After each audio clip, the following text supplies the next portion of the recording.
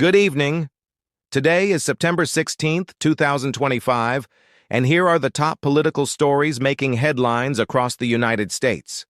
President Donald Trump has ordered the deployment of National Guard troops and federal agents to Memphis, Tennessee, in what the White House is calling a public safety mission.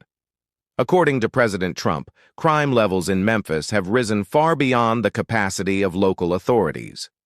Critics, including the city's Democratic mayor, Paul Young, argue that this move will not solve the city's crime problem and could escalate tensions between federal forces and local residents. This decision marks the latest in a series of federal interventions in major U.S. cities under the Trump administration. Meanwhile, the nation continues to follow developments in the murder case of conservative activist Charlie Kirk. The accused suspect, Tyler Robinson, appeared in court today in Utah County. Prosecutors say the evidence is still under review, but charges are expected soon. Kirk's death has sent shockwaves through the political world, sparking debates about rising hostility, political violence, and the responsibility of public rhetoric.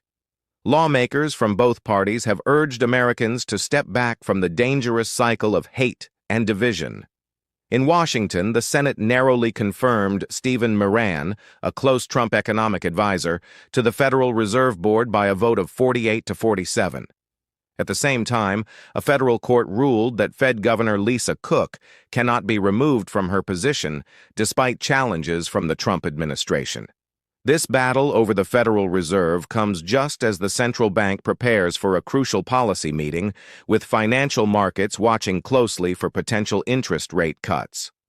On the foreign policy front, Secretary of State Marco Rubio is in Israel, where he met with Prime Minister Benjamin Netanyahu. Rubio is also scheduled to travel to Qatar as part of renewed U.S. diplomatic efforts in the Middle East. At the same time, the administration confirmed a military strike on a Venezuelan drug boat, intensifying the government's tough stance on drug trafficking. Supporters say the action sends a strong message to cartels, while critics warn it could inflame tensions in the region. Back home, concerns are rising about how the administration is handling dissent. Civil rights groups and opposition lawmakers warn that federal law enforcement and judicial powers are being used for political purposes. These concerns have only grown in the aftermath of the Charlie Kirk case, with the FBI facing pressure from Congress over transparency, accountability, and political influence. As the day closes, three major themes define the current political climate in the United States. First, the growing federal role in urban safety and crime control. Second, the dangerous intersection of rhetoric and political violence. And third, the administration's influence on independent institutions such as the Federal Reserve and the judiciary, all while pursuing an aggressive foreign policy agenda.